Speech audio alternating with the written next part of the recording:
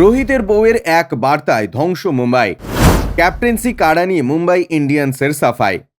24 ঘন্টা আগে মুম্বাই ইন্ডিয়ান্সের হেড কোচ মার্ক বাউচার জানিয়েছিলেন ফ্র্যাঞ্চাইজি কেন রোহিত শর্মাকে সরিয়ে হার্দিক পান্ডিয়াকে ক্যাপ্টেন হিসেবে নিয়োগ করেছে। এরপরই মুখ খুললেন রোহিতের স্ত্রী ঋতিকা সাচদে। ইনস্টাগ্রামে ইঙ্গিতবাহী বার্তা দিলেন রোহিতের স্ত্রী। ইনস্টাগ্রামের এক ক্লিপে পাল্টা প্রতিক্রিয়া জানালেন ঋতিকা। যে রিলে মার্ক বাউচারকে মুম্বাইয়ের নেতৃত্ব বদল নিয়ে ব্যাখ্যা দিতে শোনা যাচ্ছিল।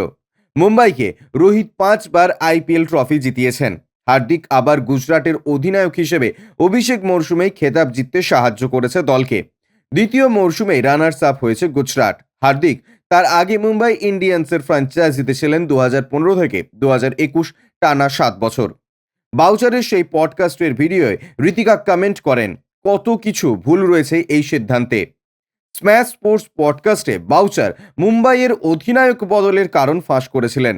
বলে দেন, আমি মনে করি এটি একটি সম্পূর্ণ ক্রিকেটীয় সিদ্ধান্ত। আমরা হার্দিককে একজন খেলোয়াড় হিসেবে ফিরে পাওয়ার জন্য উইন্ডো পিরিয়ডে দেখেছি। আমার কাছে এটি একটি মধ্যবর্তী অধ্যায় ছিল।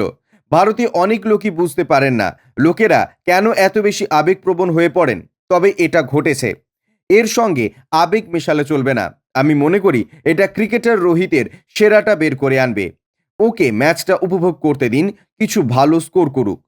বাউচার বোঝাতে চেয়েছিলেন যে অধিনায়কত্ব রোহিতের ওপর প্রভাব ফেলেছে।